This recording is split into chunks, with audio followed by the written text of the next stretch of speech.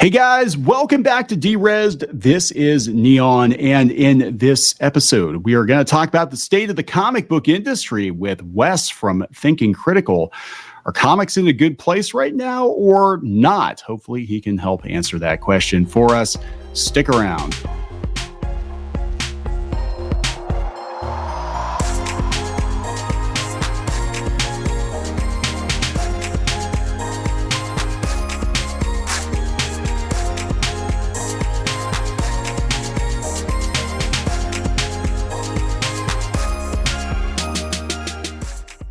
All right, guys, welcome back. Thank you for joining us. This is Neon from Clownfish TV on clownfishtv.com. And joining us this week is Wes from Thinking Critical. Wes, say hello. How you doing, buddy? First time, long time. You know what I mean? Yeah, I don't know. I don't think you've been on our channel. I think I've been over there a couple of times. Yeah, we had Geeky Sparkles on one of our live streams. We recorded a couple of videos. Well, welcome. Comic books aren't really hot right now, so it's tough to find a good angle. Oh, it is hot if we're talking about the I guess the utter state of the comic book industry right now. But I would say Thinking Critical is like the last best hope for legit comic book news out there. Like you guys, I do appreciate that, and I definitely try to cover everything and give it more of a fan perspective. You know, with a little bit of inside baseball from some people that I have within the industry and stuff. But we try to cover all the major stuff coming out of Marvel, DC, and obviously the indie scene as well. Yeah, I think you guys are incredibly fair. I think that you definitely call out the problems in the industry, but if the industry does something right, you're also quick to praise them for that, which I think is good. I don't think we get enough of that. We hear, one side like, oh, this sucked, that sucked, this comic sucked, whatever. It's like, okay, that was one or two comics out of how many comics that came out this week. Yeah, what about the good stuff that comes out? That's the big problem. So they've been waiting. The industry has been waiting. I know a lot of retailers have been waiting for like the next big hit, because we had Saga there for a long time. We had The Walking Dead, some really hot stuff going on in the indie scene, along with Batman, even under Tom King, at least the beginning was really, really hot. There hasn't been really anything hot in comic books for like 4 years, but finally in 2024 and the end of 2023, we do have some hotness going on with the Energon Universe, obviously with Transformers, a little G.I. Joe action, and then people are really responding to Ultimate Spider-Man. So there are a couple of things out there that are actually hitting right now. Will it save the industry? I have doubts about that, but people are at least enjoying stuff. Yeah, that is something I haven't heard in a long time. I mean, I thought, I'm a huge Transformers fan, and I noped out of IDW years ago because it was like it just got weird. It just got really weird. It's like why are we putting gender ideology into comic books about robots that turn into cars? It was very bizarre. It was very all robots should be non-binary. According to Marvel Comics, now it depends on who you ask, but according to Marvel Comics, they actually had an entire issue, and they actually went into that. They said that it was actually, I think, Cloudburst, who was a pretender, which were, for those of you who don't know, the pretenders were Transformers stuffed inside of human shells, but in the comics, they were giant humanoids, which made no sense. Like, that's not a very good disguise either, right? You're not really blending in when you're still like a 20-foot tall humanoid, wearing an exosuit, but whatever. But yeah, there was this giant humanoid woman, scantily clad woman, who was hitting on him. And she's basically like, oh yeah, let's mate. And he's like, yeah, I can't, because I'm a robot. And I don't have the necessary parts for that, right? And so then he came out of his shell and was like, oh, so they have this whole, we're technically not male or female. And this is like the late 80s. It's like, we're technically not male or female, but we just kind of refer to each other as him because it's easier, And she's like, oh, that's a bummer, man. I was hoping to get laid tonight, and that just didn't happen. But they could have been on the cutting edge and started using they, them, and there. They could have. Yeah, they could have. But then they had to explain the female Autobots from the cartoon show too. So then that got weird. Because if the cartoon show, it's like G.I. Joe too. Like G.I. Joe, the cartoon, even though it was still Marvel, was definitely not G.I. Joe, the comic book. It was like they had some crazy ass stuff going on in the cartoon show. Absolutely. So But yeah, so Energon, I mean, it's cool. They actually reverted everything back to kind of what worked. G1, the Transformers look like themselves. The robots that turn into cars. They're teaming up with Cobra, pretty base stuff. And, Ultimate Spider-Man is the Peter Parker that should be in the 616 right now at this point. Absolutely. People have been begging for them to bring back the MJ Peter relationship at a minimum, let alone the marriage. Ever since One More Day, it just feels like they've always been tweaking Spider-Man fans. They finally give them what they want. And Jonathan Hickman is probably the closest thing that Marvel has to a superstar writer left in their cadre of creators. And you put Marco Cicchetto on there. He's a really good artist. So a lot of people really responded. It was selling, I believe, like 2-to-1 on Batman. Because normally they would index comic sales based on Batman being like 1.0. And the actual sales, at least from the comic book shops that we know of using Comics Hub, was actually like for every one issue of Batman, I believe it was 2 issues of Ultimate Spider-Man, at least early on. That's really good. But that is because for the longest time, it seemed like Batman was like carrying the entire industry. It was the only book that seemed to be bulletproof. It didn't matter what you did. It'd stay right at 80,000. Although Tom King did dip it down really close to 65,000 after issue 50. Remember the non-wedding? Oh, the non-wedding. Yeah, that was. And then his run really goes off the tracks there. And it was definitely dipping down. And once they found out he was leaving, they were doing that City Bane thing. It kind of ticked back up as people were getting ready for him to leave. So there are rumors, and Marvel's kind of doing this with the Ultimates, that DC is going to do something similar and create like a pocket universe. It's so weird. Like instead of just hitting the reset button again, they're like, okay, because we can't just like walk back all these idiotic decisions we've made in the last 4 or 5 years. So let's create a whole new pocket universe or whatever. And creator run titles or whatever they're talking about doing over there, and just kind of try to revert it to the status quo again to make everybody happy. Like we can't just torch all the dumb stuff we've done because Twitter's going to get mad, but let's make these books for the old heads to buy, and then we'll have our cake and eat it too. I don't know that that's what DC's doing. So I've heard about this rumor of a DC Ultimate Universe. Right. There's been chatter for like 5 years, but it's going to happen now. Scott Snyder, I guess, has been talking about this for a while.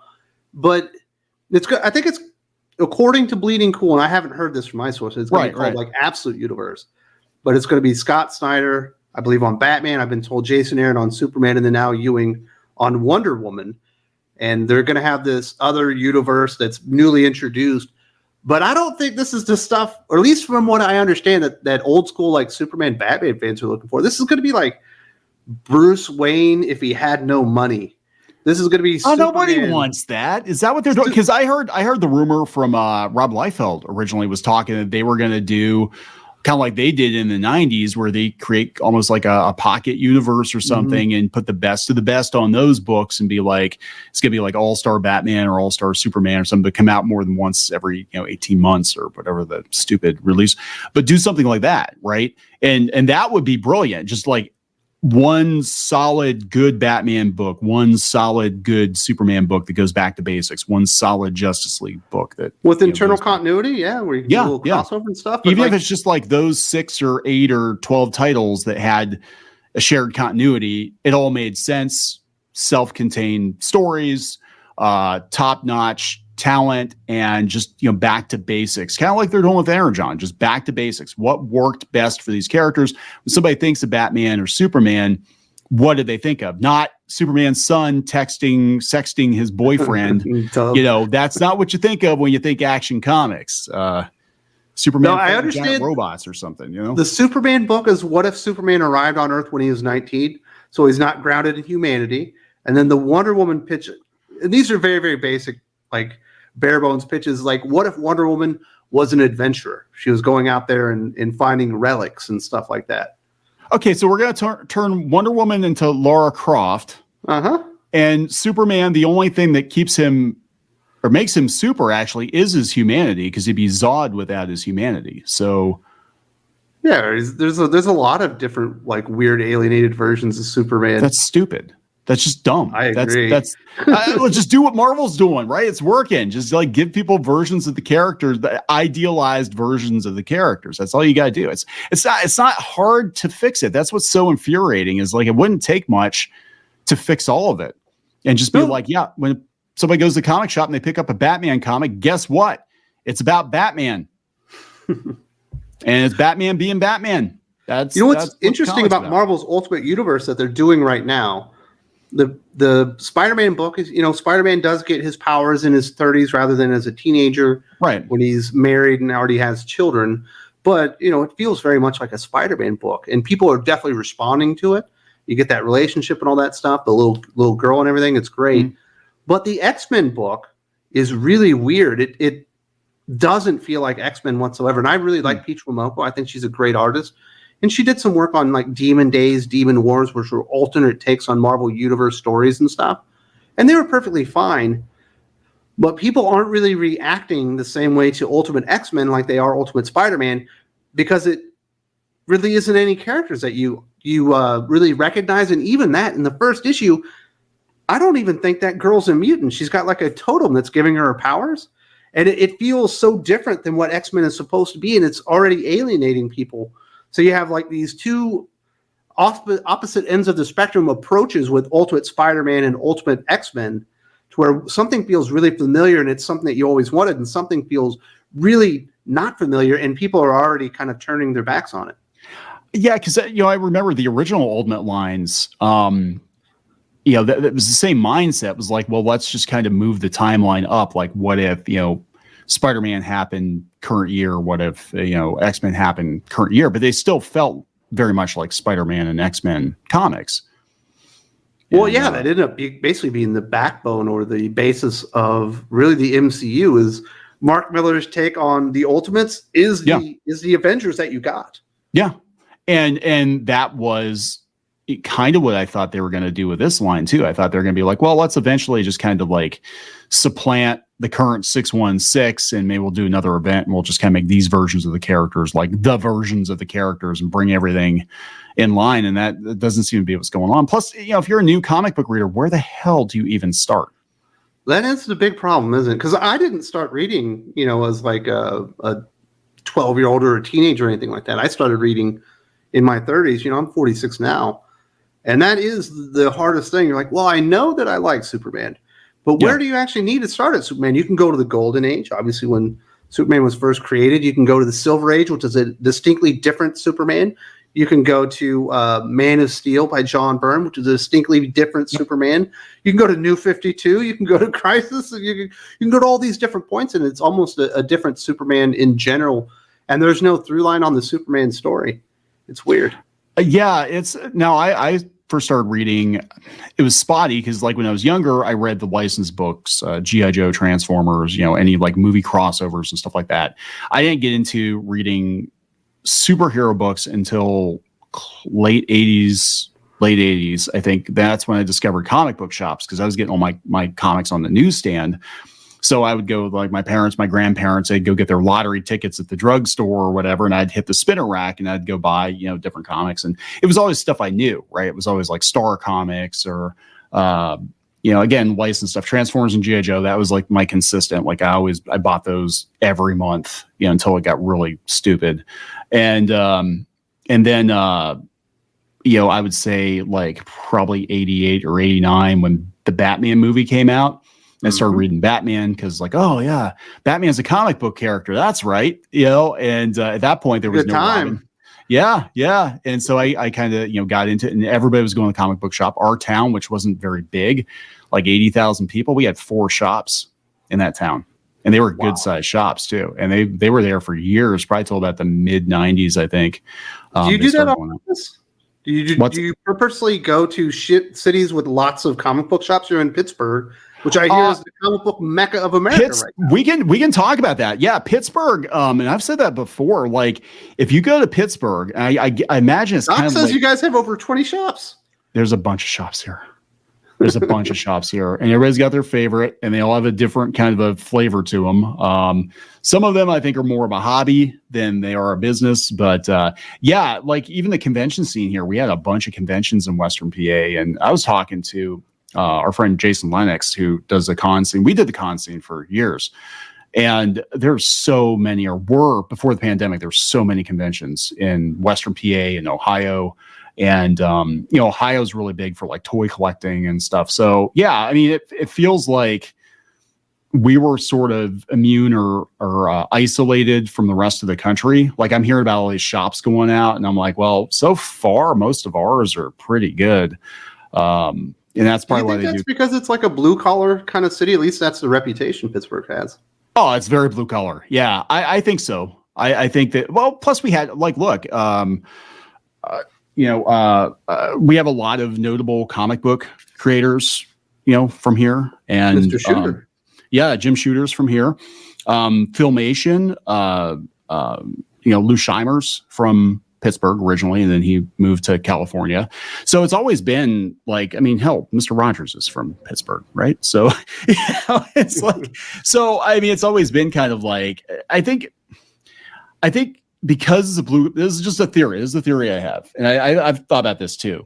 I think because it's a blue collar town and the weather sucks, people needed historically cheap entertainment to keep themselves occupied during the winter months, and comic shops and malls. There's a hell of a lot of malls in Pennsylvania and Ohio. And that was kind of our thing. I mean, I grew up in arcades. Now, my childhood was weird because I lived in PA when I was in grade school, and then I moved to California, and I lived in Northern California, right outside San Francisco, for most of high school. And I came back here for my senior year, and then I went back to California again, but then I moved back again. But so I kind of saw it, on both coasts. But where I was at, in the Bay Area especially, was huge for comics too. So I think when I'm hearing about shops going out of business, I'm seeing a lot in like New York, which historically has been kind of like a mecca for comics too. But, the rents are really high. I'm seeing California especially, but everybody's having a really hard time keeping a business opening. Yeah. California, yeah. So, but I would say Pittsburgh is probably, I mean, not politically, but I've likened it to like Seattle, because we have a lot of tech companies here now. So we have a lot of, I'd say hipsters, but we do. And we have a lot of blue collar people. And feels like Alaska when I lived there. What's that? Feels like Alaska when I lived there. Half the population are gun nuts and the other half of the population are hippies. Yeah, that's pretty accurate. Actually, it's probably more like 2 gun nuts for every 1 hippie in Alaska. I would say it's accurate. As soon as you leave the city, you got into the Pennsylvania wilds, and it's very, very much red territory. And then you go into Pittsburgh, and it's, even though it's so weird, like our, not to make it political or anything, but even our Democrats over here aren't like a Democrat that you'd find like Portland or New York or whatever. Like you look at Fetterman, some of the stuff he's been saying, I'm like, he's actually very much a typical Western PA Democrat, just blue collar union guy. It's very kind of, you have the people that have been here forever. They were kind of sold to the earth. And then you have a lot of, again, you get a lot of like tech bros and hipsters that moved in because of the tech industry moving here. I mean, we got a Google office here, and Libsyn, the podcast company, they're based out of here. Duolingo, I think, is here. Yeah. So I live in the Philippines now. I grew up in the Kansas City area in a little farming town, which we didn't have really any comic books. But I ended up joining the military and retiring, and I ended up retiring here. And obviously the Philippines has a long tradition of like great artists and contributors to Marvel and DC, because the Philippines, has a long history of being related, to the U.S. It used to be a territory. It's not anymore.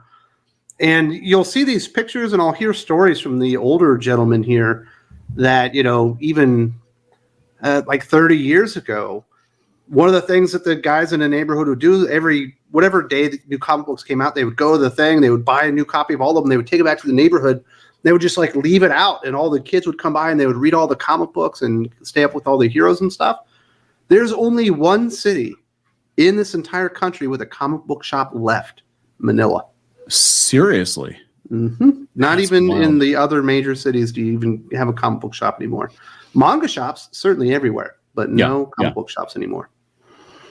Wow, that's crazy. Yeah, because I would think in the Philippines, but I mean, manga is just kind of taking over. Like even the comic shops here, a lot of them, other than back issues, they push manga. I mean, manga is so accessible on so many levels, just from a digital accessibility, because you got the Shonen Jump app that's only $3, but certainly from a monetary level, to where if you want to get in or you want to experiment with One Piece, you can get an entire chapter, for under $10. I think that's definitely contributing to. I mean, it's not the only reason that Western comics are in decline, to be clear, but like, it is very accessible because the volumes are all numbered. You pick up number 1, you like number 1, you go buy number 2, and it's like $10, $12 for 200 pages. Yep. I mean, you can't compete. And what are Marvel and DC comics now? Like $4 or $5 for 32 pages, and if you're $4 for a C or D list character that no one's interested in, $5 for a B and a lot of A list characters, and then if it's a really good character, they'll want to charge you upwards of $6. And of course, if it's the number 1 issue, you got to get up there to $7. That's insane. That's just absolutely insane. I mean, I remember when I was a kid, and like it was a big deal if they had a double-sized issue. I was like, oh my God, this issue is like $2.50. That's a lot of money for one comic book, but it's X-Force, and I really like Cable, so I'll, what I'm saying, or it came, with a card or something, or it had a cool cover or something like that. But like, when I really got into comics, most of the comics they started at like 75 cents, and then they went up to $1, and then $1.25. And if it was something that was a kind of a premium paper or cover, you might go $1.50. Man, they're doing some stuff at Marvel that is just absolutely heinous. Like last week, they had a book come out called Giant Size Hulk, and they're doing these giant size issues for basically all their characters as some type of celebration, like 60th anniversary or something. Right. And within Giant Size Hulk, which is $7, that's a lot of money, and it is more pages. 16 pages of new Hulk story from Philip Kennedy Johnson, and then the rest of the book is a reprint of a Greg Pak, Hulk book I think from the 2000s. What? Yes. Okay, so $7 for 16 pages of new content, and you don't even get the cover of the Greg Pak book.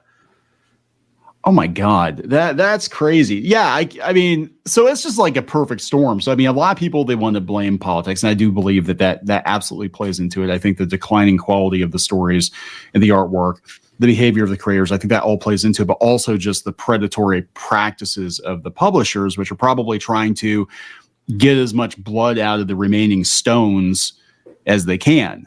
Because another thing Marvel was doing last year, foil covers. I think they were cover priced at $4.99. They were doing a bunch of really cool foil covers. You know how much it cost the retailers? $4.99. The cover price was the same price that they were selling it to the retailers. For the retailers to make any money back, they actually had to sell it for more than that just to cover the shipping. That's okay. So I mentioned this off and on in podcasts, and I don't really broadcast it, but we may or may not have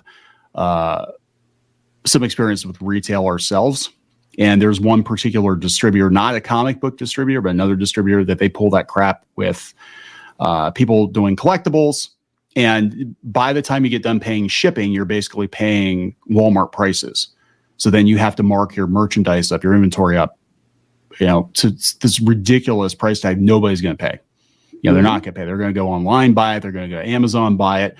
So yeah, I mean, that definitely factors into it too, because you put yourself out of business if you have to sell a $5 item. Everybody else is selling the item for $5. You got to sell it for $7.50 just to kind of eke out a profit of some kind, and nobody's going to buy it for that because they're like, well, I can go to Amazon and buy it for $4. That's the big problem. The one thing that comic book retailers have that Amazon's not interested in is floppy comic books, single issues. They still sell them there kind of, but they're very, very hard to search. But you can go to your comic book shop and you can buy your floppy comic book there. There's no reason, and I'm not saying don't support your local comic book shop. I say go support your local comic book shop. But I can tell you, the first week that whatever X-Force volume is out and it costs you $20 or $19.99 MSRP at your local comic book shop, you will be able to go to Amazon on that day that it released and get it for $12. Yeah. The trades or the graphic novels and stuff, to where they're not able to compete there, and it almost feels like the future of comic books. And that's what's really one of the things that's got me a little nervous here. Yeah, I think that is kind of. I mean, I know a lot of different comic book journos have been beating the drum about trade paperbacks and whatever for years, but the truth of it is, yeah, most people are going to buy their comics in a trade paperback. Most people are going to buy manga. Wherever, if you're going to buy it from Walmart, you're not going to buy floppies. You're going to buy Dogman, and they have Batman comics, but they're the webtoon Batman comics, Batman Family comics. Yeah, my kids love Dogman. I got 3 kids between 2 and 8. And you look disappointed. You're like, and Diary of a Wimpy Kid. Yeah, and they love it. Barely comic books, but it is what it is. It's cheap entertainment for kids, and that's what comic books were originally. They were cheap entertainment for kids. The problem is there's like no stepping stone from Dogman to Batman, because everything today is so adult. Like almost everything across the line at DC is completely inappropriate for children. There's so many wingdings, and my kid's going to be able to suss out that those are curse words, even though he's 8. He's not stupid. Yeah, I don't understand. I mean, they had series like Super Sons, which were a great kind of like. I love it. That was such a good book, and that was a good entry point. And I think even with webtoon, like the Batman Family books are a good entry point. But like, yeah, we always had, even when I was younger, like we would have books like Power Pack, or I know it was lame, but it was there. I was buying my son Teen Titans Go, which was illustrated and had a sensibility like the show on Cartoon Network, but at least he liked it. Yeah, it's hard because all the young. So basically, what happens is, and I think like Scholastic has poached that audience. Manga has poached that audience, so they're going to start reading. They'll read Dogman, and then they'll get used to buying their comics from the book order, the book clubs, or from Amazon, or Barnes and Noble, or whatever, and then that's where they stay. They don't go to the comic book shop because why? You're reading Dogman, now you're reading One Piece, and if they have a Batman comic that looks kind of good, maybe you'll pick that one up too. But they're kind of weird. They're bigger than manga. They're in color. They're thinner, and they cost more. So, and you don't know where to start because there's like 50 different Batman number ones. Like, okay, where's Batman number 1? Well, it's actually Detective Comics, and you're gonna have to go back several decades to get and then which reboot are we talking about? Marvel, especially. Like Marvel didn't reboot forever. Like they basically had like that sliding timeline. Like the current Marvel universe was always like 8 or 10 years from the start of the Marvel universe, from the Fantastic Four, right? And they would just kind of every 4 years in a comic book lifespan is supposed to be like 1 year. Yeah, so it made sense for when I was a kid. Peter Parker was in his mid-20s, getting married. That made sense because we're talking, it's the 80s, late 80s or whatever, and they kept that for the longest time. And I remember it was like a coup when John Byrne rebooted Spider-Man, or it was a different origin. I forget what it was called off the top of my head, but they had the John Byrne retelling of the origin of Spider-Man, and that was like a big deal. Like, oh my God, you can't do that. You can't retell the origin of Spider-Man. And that was like a huge deal. Like, how very dare you? Who do you think you are, John Byrne? And now it's like every other freaking year. It's like, oh, here's another number 1 and different timeline. Like, you go back to the 80s or 90s or even somewhat in the early 2000s. If you read a single issue of Superman, unless it's specifically stated that it was part 1 of a story, you got a beginning, a middle, and an end. You got resolution by the end of it. Even, if there's an underlying story with another character like Lex Luthor also in it, right, he will have defeated somebody by the end of that bad boy. And if you go back to like the 70s where they were doing more anthology stuff, and maybe you would get 3 Superman stories in there, you would get beginning, middle, and end on all 3 of them, and they would do it in 8 pages. And it seems like there are writers nowadays that can't tell a full story in 18 issues. Yeah, I don't understand that because it seems like, I mean, especially if you go back and read X-Men, I mean, the Chris Claremont X-Men was basically just a text blob with, some art in around the, panels, but like you got a lot of story and it took you a while to read that comic. And now you pick it up, you flip through it and it's like, okay, I read this. And so it's like $5 for 5 minutes of entertainment. It's not or a very good deal. Small snippet of a story, but that Claremont stuff is a great example. like those stories would be big, and you'd start out obviously at the mansion, but by the time you were done, the team will have split up, all met back together in Japan for reasons to fight this, and then they would end up back in the mansion 18 months later, but they would literally have run through like 50 villains in the meantime. Yeah. Yeah, and they always kind of like 9 times out of 10, they kind of reset the status quo. Like you had some big shakeups in Marvel, but like I think they knew when people wanted to pick up a Spider-Man comic, it was like, well, it has to be about Spider-Man. This is the expectation people have of Spider-Man. So you can play with Spider-Man, you can get him to whatever, but at the end of it, you got to kind of get things back to where Aunt May's in trouble. She doesn't have grocery money. She needs medicine. Peter Parker needs to be Spider-Man, but he also needs to get money for the medicine. Yeah, MJ is going to be mad if he doesn't make it to this date because she said it's the last chance. They're all, wonderful tropes within Spider-Man. They all work for the character because, at the heart of Spider-Man is responsibility, right?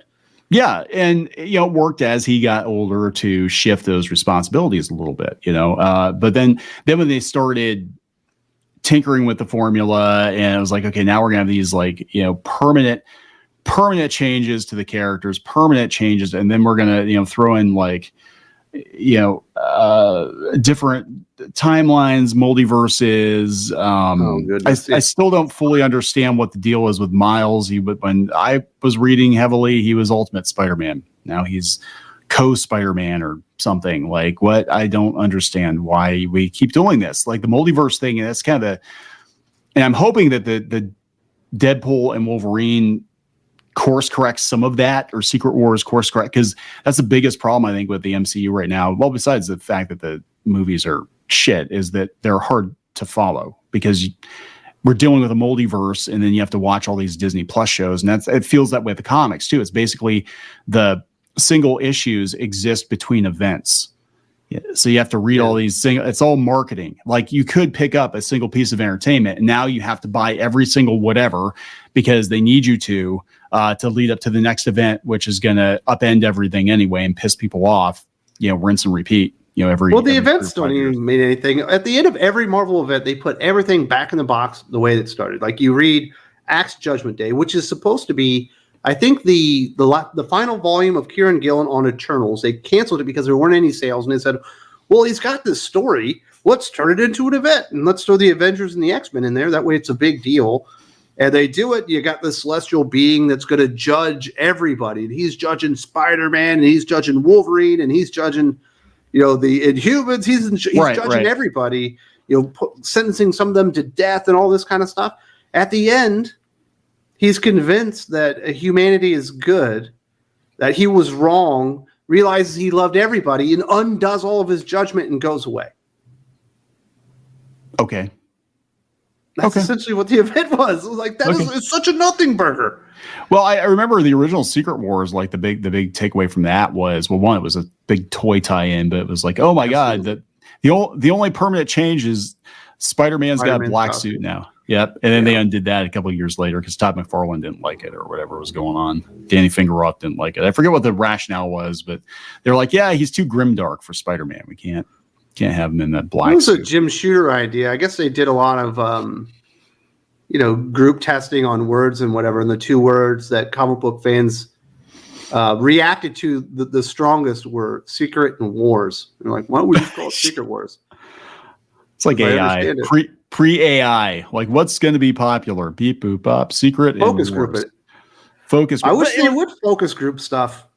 They don't. What about the Superman are you not responding to? It's like, I don't know. He hasn't saved anybody, but he sure does go on a lot of dates. Like, what is going on here? We had Scott Snyder on a couple of weeks ago, and he was the brand manager for Masters of the Universe for a number of years at Mattel. And it was funny because I can't remember if it was on the podcast or after the podcast, but he told me that kids, they did focus groups with He-Man, and kids were getting hung up. Modern kids were getting hung up on the fact that He-Man didn't wear pants. They thought he was running around in his underwear. So that's why most of the modern versions of He-Man that are kid focused, he's got pants now because kids couldn't get past the fact that this grown man was running around in his underwear. I couldn't get over the fact that he had this awesome cat with its own armor. How cool it was! It was very cool. But let's talk about kind of where comic retailers are right now, where the industry is, because it seems like every other week there's another shop going out of business. Yeah, So, unfortunately. They just did a retailer survey, Comics Pro. And Comics Pro is like a trade organization that retailers pay money to, and they're supposed to go and advocate on their behalf. And if you're a new retailer, you get in the comics book program, they're going to tell you the best practices for your shop and how to diversify and all that stuff. And it was the most useless survey in the world. I know you won't be able to predict this one. Guess what? Most comic book retailers are old white guys over the age of like 35. no, what? It's like, Seriously? Seriously? Oh my God. Yeah. Their biggest complaint was that they have to order issue number 2 before they receive issue number 1 and see the reaction to it. And apparently they forgot to ask them, what about the quality that's going on here that's actually turning people away? Oh, you can't do that. Look what happened to, what was it, Glenn O'Leary? Glenn? Yeah, look what happened to him. To Phil Boyle down at Coliseum Comics. He owns like 8 shops, and they try to crucify him. You would think that somebody that owns multiple shops, you would think that they would be kissing their butt and be like, how are you able to keep all your shops in business? Well, 8 shops in Florida. Well, he was predicting that he won't be able to with the amount of attrition happening with readers, because I guess they got a pretty decent bump during COVID. Yeah. Where people were forced to stay home, people were getting some extra money, and they decided to go out there and get back into their favorite hobby. Unfortunately, Marvel and DC weren't putting out any good books. And DC hasn't been for about 6 years, and Marvel hasn't been for about 15 years, and they couldn't keep any of them. I don't even know what to say to that. I mean, I keep hearing that. I keep hearing that like people got into comics and got into tabletop games, and then they jumped out just as quickly as they jumped in because they got into it. They're like, yeah, okay, this isn't that great. It's really expensive, and I can go outside again. So see ya. There's 2 comic books, or maybe we'll say 2 franchises at DC that I would even recommend people read right now. It's Green Lantern and Superman. You know, Superman under Josh Williamson's been fine. Before that, they had Philip Kennedy Johnson on Action Comics had a really cool story, and Superman's doing some good stuff. I wish we had Superman Sons or Super Sons, but that's not going on. And then on Green Lantern, Jeremy Adams doing the regular Green Lantern book with Hal Jordan and not Philip Kennedy Johnson. It's No, it is Philip Kennedy Johnson, also on Green Lantern War Journal. My bad. He's doing 2 of the 4 books. And those are pretty good. None of the other books are good. There's not even a Justice League book. There hasn't been in 2 years. We haven't had a freaking Aquaman series in 3 years. But they had the movie come out. You'd think they would have a series. When they had the movie come out, you know what they were doing? They were replacing Arthur Curry with Jackson Hyde, which is like the gay version of Aquaman. Oh, I remember that. And Arthur Curry was going to retire and take care of his daughter. Yeah. You know what I said? It seems like the right hand doesn't know what the left hand's doing. I don't know. I mean, if it were me, I would make sure that there was a kind of a unified vision. Like this is what the characters are. When people go to the movie, they see these versions of the characters. They go to the comic shop. Might be a little bit different for reasons, but it's basically the same character. They play a video game. It's basically the same character. You know, they watch a TV show, basically the same character. Like back in the 70s and 80s, you watch a Spider-Man cartoon show, you watch Spider-Man on live action, whatever. You read the comic books. Peter Parker was Peter Parker. All 5 of them? All 5 of them, yes. Peter Parker was Peter Parker across the board because it seemed like somebody was paying attention to making sure everything meshed up. And I just wonder how much of the problems going on in comics just in general are just they're not important enough for the corporate owners of Marvel and DC to really get involved and be like, you have got to maintain the brand integrity, the character integrity of this IP, because it is absolutely, if these characters die on the vine, we can't make movies. Like nobody's going to care. With Marvel, I'm not sure who's supposed to do that, but I know for DC Comics, that is Jim Lee's job.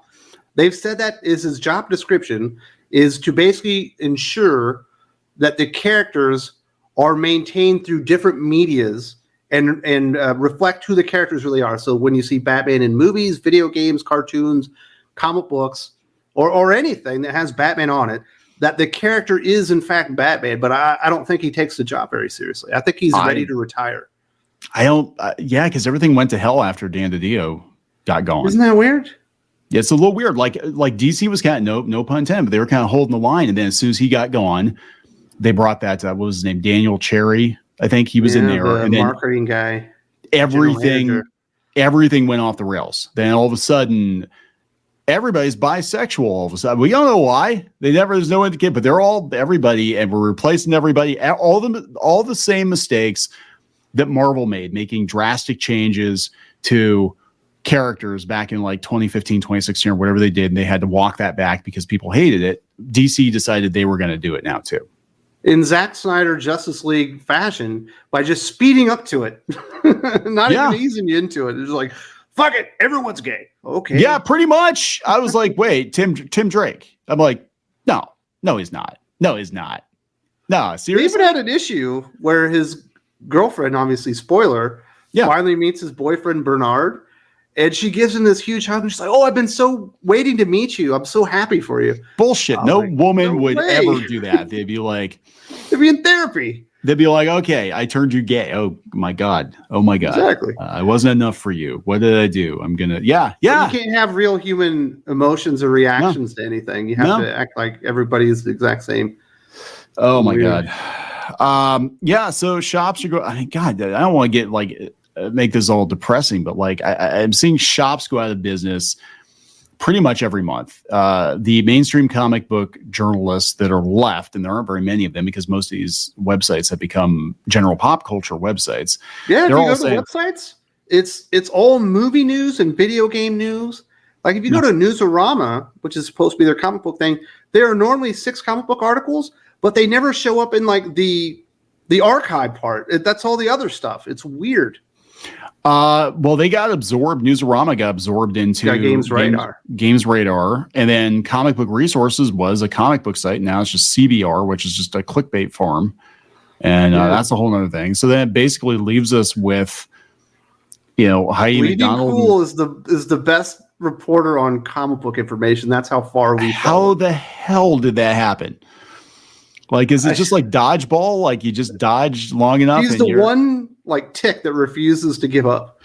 I don't even understand. Just suck in there. I guess Heidi from the comics beat, but nobody ever went. Her site's a hobby. Like, there's no way she's making enough money to do that full time.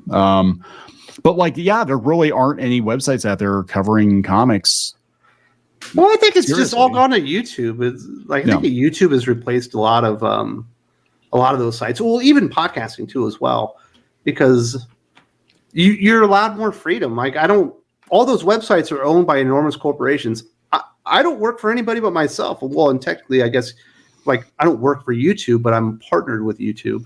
Yeah. So there are restrictions on the way I can say things, or maybe some of the topics I won't cover because, that might be getting into this ground and it's a gray area. And if they're going to side or they're going to err on the side that I'm a racist or something, so you can't cover some topics. But for the most part, I can say what I want. Yeah. And I think a lot of it too is, those sites were for years, they had a pretty good relationship with the comic publishers. So they're taking advertising dollars, and you don't want to shit where you eat, for lack of a better term. And so you're not going to say, hey, your comic sucks, but, Oni Press is giving us, a couple $1,000 a month to sponsor our blogs. I can't say their comics are crap. Didn't Oni Press used to own Comics Beat for a while? Was it? I know. Was it Lion? I can't keep track of who owns who now. It was like Lion Forge, and then they bought Oni Press or something, or Oni Press bought Lion. That was a play thing too. Like it seems like the only time these companies do well is when it's like some billionaire's play thing, or they're bankrolled by some other media company. It's like very few comic book publishers hold the line as strictly just being comic book publishers. You look into it and it's like they always have something else going on. Like Dark Horse, it was their video game books that were really keeping them afloat. Now it's Berserk. Berserk, or hardcover like omnibus editions, which are great, by the way. Fantastic. Yeah, but it's just like because a lot of these indie companies, they have licenses, and IDW, they were getting by on Turtles and Sonic, and Boom had that and Power Rangers and Star Wars, which they were great at, Aliens and Predator. Much better Dark Oh, Horse. Dark Horse. Yeah, they had the Star Wars, the Dark Horse Star Wars stuff was peak, and Disney just torched that. So it's kind of weird. You look at like very few comic book publishers, even historically, ever survived just as comic book publishers. I mean, DC's been propped up by Warner Brothers since what, the 60s or 70s, and late 70s. Yeah, something like that. And so they've always had corporate backing, and Marvel's been bought and sold how many times? And they've almost gone bankrupt quite a bit. Yeah. So it's so it's always, even during better times, it's always been kind of a weird. You'd think that they would try to figure out something that worked and just stick to what works, right? But even like review sites, I look into comic book reviews, and I'll look at Comic Book Roundup, which is supposed to be like the Rotten Tomatoes of comic books. Yeah. And it'll aggregate a score, and it'll list all the different reviews for a particular comic book issue. Amazing Spider-Man is lucky to get 5 reviews on a release week right now. That used to be the most popular comic on the stands. Just 3 years ago, that number would have been more like 20. And then Batman still kind of in the double digits, probably like 11 to 14 reviews on a given week. But even that would have been closer to like 30 and 40 just 3 years ago. It's like it's gone down by a third on the amount of people that are even willing to put reviews out. I have a friend, his name's Jim. He does a lot of stuff on the podcast on Patreon, but also does some YouTube stuff. He has an entire thing of reviews. All they do is reviews. DC got mad at him because they didn't think he was reviewing their books high enough, and they stopped sending him copies. It happens in the video game space too. Yeah. But I'm like, at that point, you just buy it yourself. You buy it yourself. You buy it the day it comes out. Same with video games. Like if you have to play these games, we play these games. I used to be a theme park blogger, and we had to play this game too, where, they give you access, but then they expect to be able to control what you say about a product in exchange for the access. You're better off, honestly, long-term, to just buy the product yourself and just write it off as a business expense and say, well, I'm buying this, whatever, to review it. And I'm going to do right by my readers. And even if I don't get to it early, I don't get early access, at least they're going to get my unfiltered opinion of it. Absolutely. Do you remember Collider? Yeah. Yep. Collider TV. I used to watch that channel constantly. I would watch their daily Collider movie news. I would watch their Star Wars show. They had a comic book movie program and stuff all like that. And I really liked that channel. I thought those guys were great. But then they basically exposed themselves to the world once The Last Jedi came out. They had a panel of 4 or 5 dudes, and every single one of them liked it. That's as far as I got in the video, and I've never watched a second of their content since then because I lost all sense of trust in anything they said. I was like, these guys are bought and paid for, and all of a sudden I'm remembering, oh yeah, they were at the red carpet. And there was pictures of them with Disney execs and stuff like that. I was like, oh my goodness, I've been duped. Yeah, well, I know the one guy, was it Harlow? I think Christian Harloff. Yeah, Harloff. Yeah, he had a meltdown because they didn't invite him to Galaxy's Edge, and he was like, "Well, I played the game, and they wouldn't invite me to Galaxy's Edge opening day or whatever. They invited a woman because they wanted influencers or wine moms, wine aunts. That was their demographic because they're trying to turn Star Wars into a girls brand, and they wanted these women to come in. And he just had a total meltdown on air. And I remember that. I was like, yeah, that's how it works, man. I hate to break it to you. I mean, like I said, we did the Disney game for years, and they literally think you are their employee in exchange for access and free cupcakes. You're basically in this space. You're only as good as your reputation, Neon. Yeah. So you're better off. I know a lot of people are kissing ass to get review copies of games and stuff like that, and you're better off just buying it yourself. Just buy it yourself. You won't get to it early, but at least it's going to be an honest review. Games used to be so different when you and I were kids. You'd get the new game, and you get the little game guy that came with it the same day. Tell you how to beat the whole thing. Yeah. Now you have to trust the journalist to tell you the truth. That's a whole nother. So I think it's just I think everything is kind of pivoting to YouTube and podcasts because people want the truth. They don't want these. And a lot of these websites, they were purchased by corporations to be marketing mouthpieces. Nerdist, especially, that was Legendary Pictures bought that, and then that became like the biggest shill site on the planet. It was whatever Hollywood thing they wanted to pimp that week, and they were all pimping the nerd. So I have to wonder if like a lot of this stuff, comics and whatever, it's starting to drop off now because we did have this influx of normies because of the popularity of superhero movies. But it wasn't really that they were interested in the comic books. They were just interested in the characters. So everybody was talking comics, and we got this like kind of false impression, I guess, that maybe comics culture was a much bigger thing for years than it actually was. Talking about that Facebook poll from 2014. Oh yeah. Where it was like 50% women are reading superhero comics or something. 24 million comic book fans.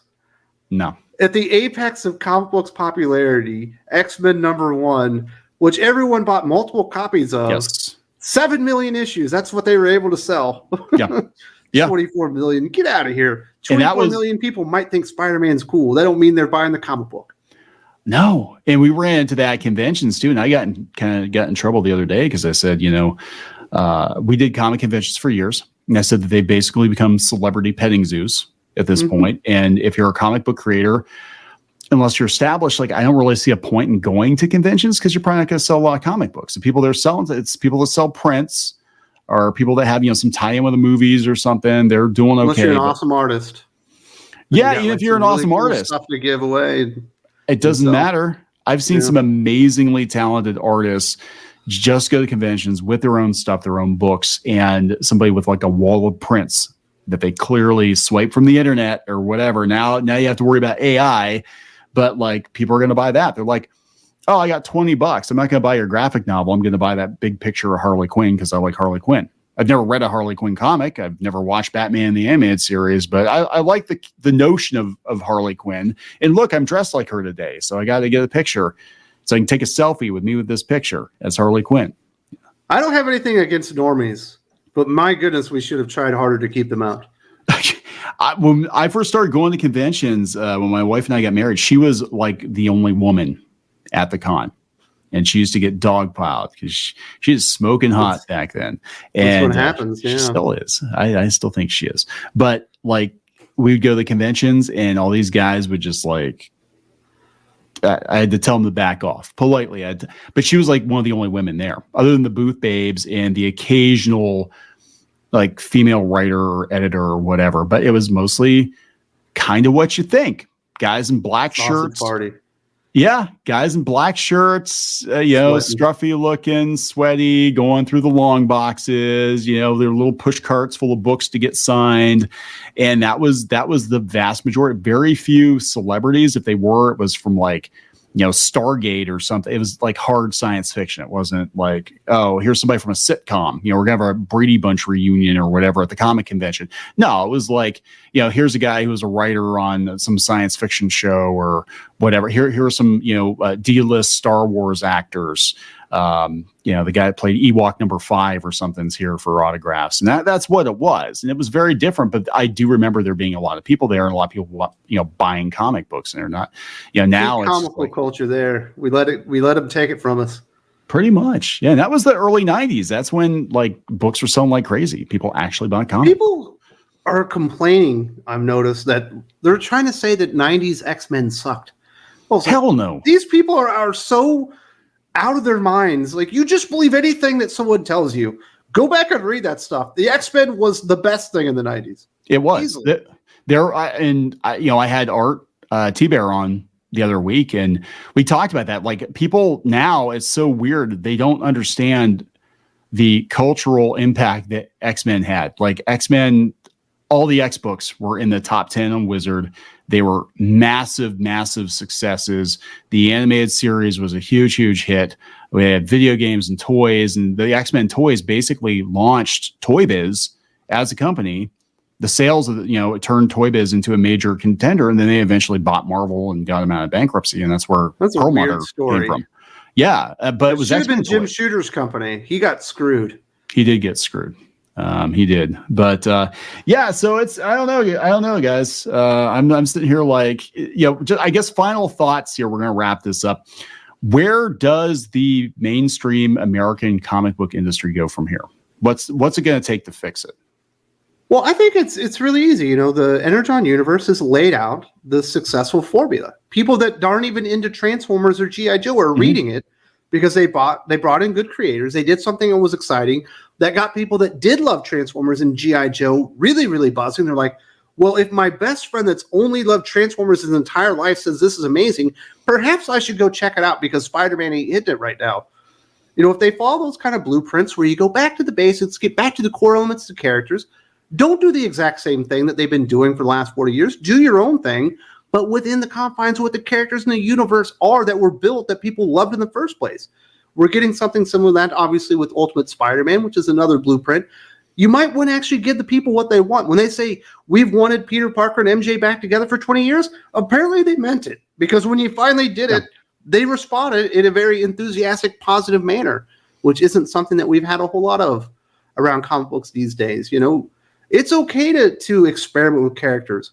It's okay to do something different and take a chance. But you don't have to go down that direction for 5 years straight once you've realized it's run its course. Eventually, you do have to get the character back to where they are. If we can get Batman and Spider-Man and X-Men back to where they are with really good, solid creators, that's absolutely a blueprint. The problem is I don't think that can happen now, Neon, especially with the recent tragedy that we've had. I've talked to a lot of, well, not a lot, but quite a few really established, awesome pros that would get people super duper excited to come back and read a Spider-Man, a Batman, and X-Men if they were a part of it. And a lot of them are very distraught. I imagine with time that wound will heal up and will be a little bit better. But that ain't going to happen anytime soon. A lot of people are basically disgusted about a lot of the behavior outside of even the pages of comic books right now. So we're gonna segue here and talk about Ed Piskor. Is that what we're discussing? Well, that's what I'm referring to. Yeah, that's I think there's going to be a lot of fallout from that. That's very, very negative with people that don't want to be associated with it anymore. Yeah, it definitely casts a dark shadow because you talk about YouTubers having a lot of influence in comics. And, Cartoonist Kayfabe was, one of the biggest, probably most influential straight up comic book commentary channels. And those guys, I didn't know either one of them. I didn't know Ed or Jim, but they were staples in the Pittsburgh comic book scene. They were very well respected. They were, local celebrities, local boys done good. And that, I don't even know what the fallout of that's going to be because I haven't gone to a convention, obviously, since the incident happened, since Ed took his own life. For those of you who don't know, Ed Piskor was driven to suicide by internet bullies. He named them in his suicide note. They were comic book professionals, and it's an absolutely disgusting. We talked about it on Twitter. We didn't talk about it on YouTube, but disgusting turn of events. And I don't fully know what the fallout from that's going to be because why would anyone want to get into this industry? The money's not there. The camaraderie is not there. You always had to watch your back, but it was mostly you had to watch your back because, somebody's going to snipe your job or something if you're a freelancer. But this is a whole nother level of just. What happened to that guy? The initial allegations out there, and I will maintain that, an older gentleman DMing with a teenage girl feels a little off to me. It doesn't feel like something done, but everything that was piled on after that was insane. Do you think that art gallery just decided to close up his thing, or do you think someone called them? Do you think the Pittsburgh news place showed up at his dad's house because they got wind of the story? Do you think someone called them and tipped them off? There is no reason for the news to cover anybody in comics. Somebody tipped them off. I absolutely they did. They were trying to ruin his life. Yeah, and they knew where to stick the knife in, right? They knew where to stick it in because, again, going back to the conversation we had before, the Pittsburgh area, it's blue collar, it's tight knit. You can't come back when your family's been on the news and your family's house has been on the news. And every time your dad goes to the grocery store or the bar, wherever he goes, hangs out, and they're going to ask him, "Hey, how's your kid, the pedophile creep doing?" That is, in my personal opinion, I don't know, Ed, but I think that's what set him over the edge because everybody's going to associate his name with his dad being on the porch and like, oh, you're that creep's dad. And, Pittsburgh is a city, but it's still a pretty small town. And we got a little community. And yeah, that's going to follow you around. And that's what you're going to be remembered for is, hey, your son's kind of creepy. Do you want to talk? Why was your son on the news? Oh, he wasn't on the news because he was a good artist. He wasn't on the news because he worked for Marvel. He was on the news because he's a creep, right? Right. And can you imagine like looking your parents in the eye after that? I mean, that's probably what set him over. If I had to guess, because I'd have a really hard time with that. I would have an incredibly hard time with that. Well, I know a lot of people are having a hard time with obviously the fallout and the way that people have reacted. And there's still people out there that say that he's a pedophile. Yeah. The DMs that were put out there, which I imagine were the most damning ones, there's not a sexual element whatsoever in any of them. It's crazy. And people are out there coddling the people that were named, in the suicide letter saying, hey, these people did this to me. It's like, are you okay? It's like, I understand supporting your friend. Maybe you could give them a call. Should we be doing this in public and telling them that they're the victims here when we know what happened? Like that's just foul. And a lot of that is going on, in Blue Sky or whatever. And it's just like, I can't believe that they're consoling the people that are here's what I think is going to happen, Wes. I think what's going to happen is you might not get a lot of people publicly coming out other than Rob Liefeld, who had a scathing. Well, Mr. Smallwood. And I think, Mr. Miller, I think were the three prominent people that I heard that were pros that came out. And I don't know if I want to say in support of Ed, but certainly outraged by the situation and the outcome and what happened. Yeah, it doesn't matter. Even if I did, if I didn't like the person, if I found out that somebody else was driven to suicide or whatever, and like, man, I really don't like this person, but God, that's awful. You never should take delight in that. You never should be like, oh, they had it coming. You never should be. And I think what's going to happen is there's going to be a lot of quiet, either blowback, like these people are never going to get work in comics, going forward, other than the deals they've already had announced, which has happened with some people that have caused problems in the industry, as I understand it, or just everybody's going to slink back into the bushes like Homer Simpson, be like, yeah, that's it. I got to get out of this industry because I'm not sticking around. Why would you go back to Marvel and DC and be a part of that when you could go and do your own crowdfunded book? You could go and work for a video game company. You could go and create your own podcast if you want. You got a big enough name, you can be very, very successful with this. And you can make more money doing that too. And that's the thing. Like it's the amount of money in comics. The reason I stopped doing, I worked in comics for about 10, 12 years, mostly on licensed books. And I walked away from it because I literally could not afford to do it anymore because it was cutting into better paying work. And, we're parents. Once you're a dad, it's like, your outlook I can't do is never the same. I can't do this anymore, and that was it. It's like, I got mortgage. You can tough it out when it's you and maybe your wife. Yeah. Well, once you start putting that extra responsibility of your kid, you got to do what's best for everybody. You got to do what pays. And I'm like, I was doing web development at that point, and I'm like, I can't. I'm making less money per page than I'm making an hour doing web development. Like, and it's a whole day. That's like it's like a whole day's work. Like, I can't justify this anymore. And that's basically what happened. It wasn't like, I rage quit comics. It was just like, I literally cannot afford to do this anymore. And I think that's kind of what happened. I think a lot of people were led into the industry that maybe don't have any place else to go. And because for a variety of reasons, and we get kind of the people that we get because the people that stay are the ones that can't get out. But there are a lot of people that even associated with Marvel and DC, but certainly tangentially associated. They're comic pros in name only, but they're all out there GoFundMe sandwiches and stuff. That's insane to me. Especially when, like I said, I had a conversation with Art T-Bear the other week, and he was telling me about the money that was flowing like freaking champagne back in the 90s. These guys, working on these X books. It was just like, they're getting these fat, back then they were getting like $20,000, $30,000 royalty checks monthly in the early 90s. Exactly. And now you're lucky if you're a comic book artist working getting that per year. Seriously, like the majority of people, I don't think people realize, like, if you work for like IDW or Boom or Dark Horse or something, these people, a lot of them are making like $20,000, $25,000 a year, maybe, and they're probably killing themselves to do it. As somebody, you said you grew up in the industry, you were an artist for a long time. Like, what are your thoughts right now? I'd never go back to it. I'd never go back to working for somebody else.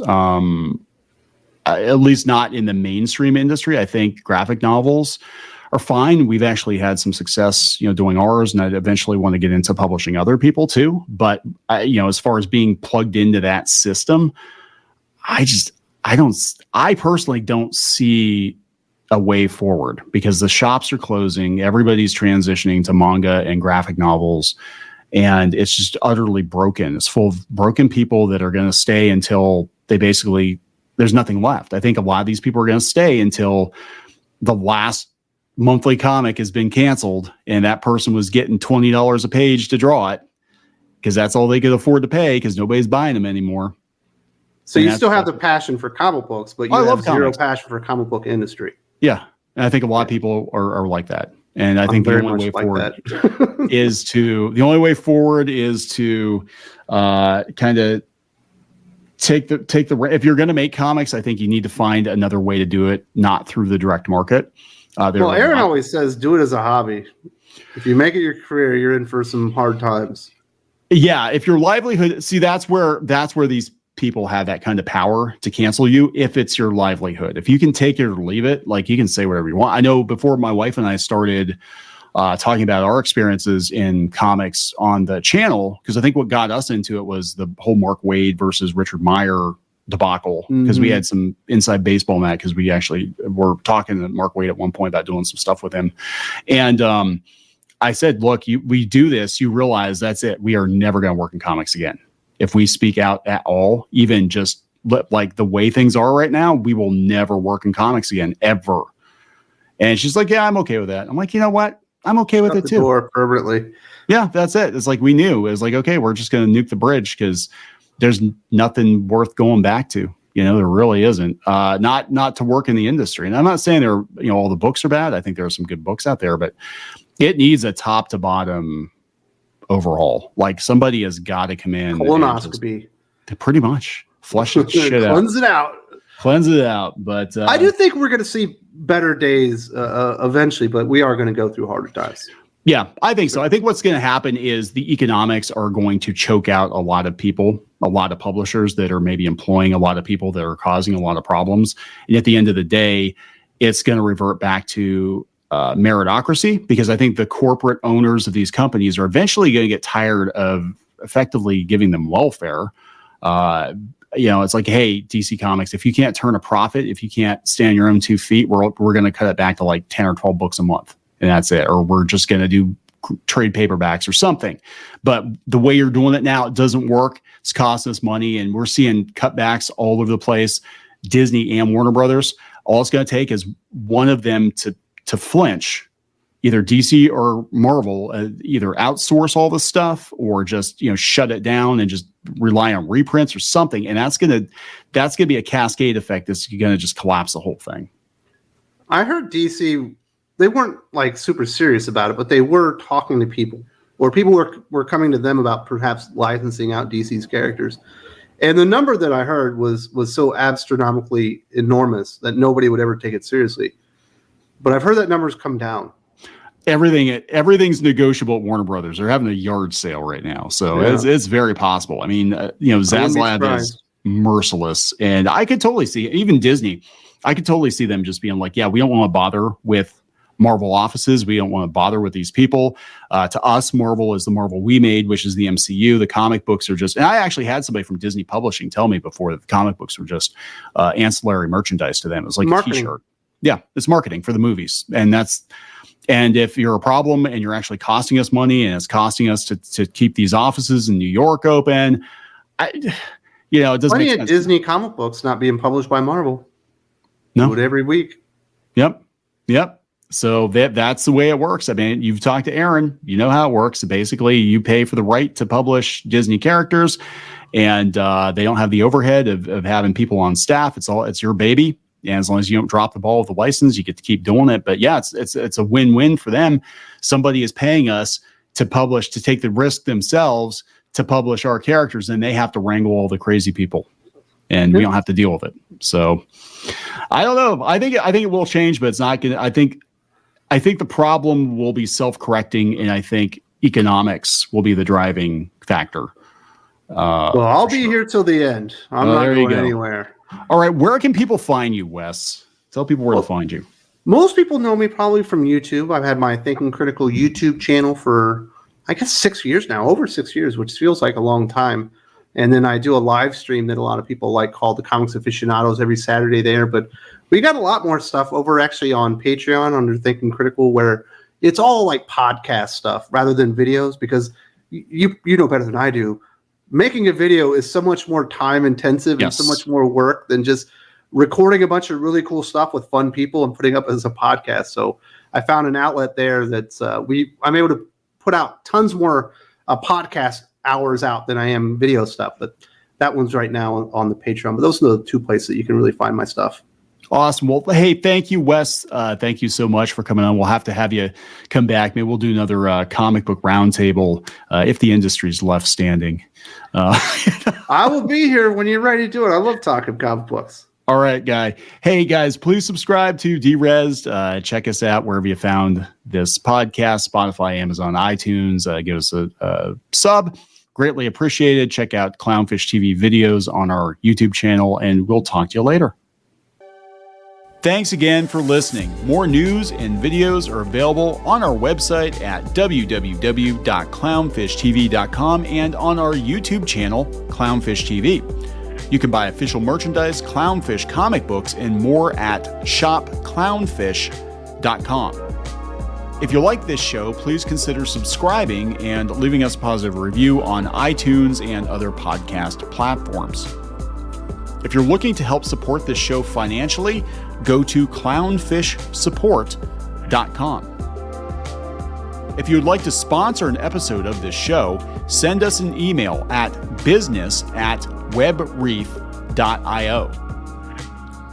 This podcast is a production of Clownfish Studios, LLC and Web Reef Media, proudly made in Pittsburgh, USA.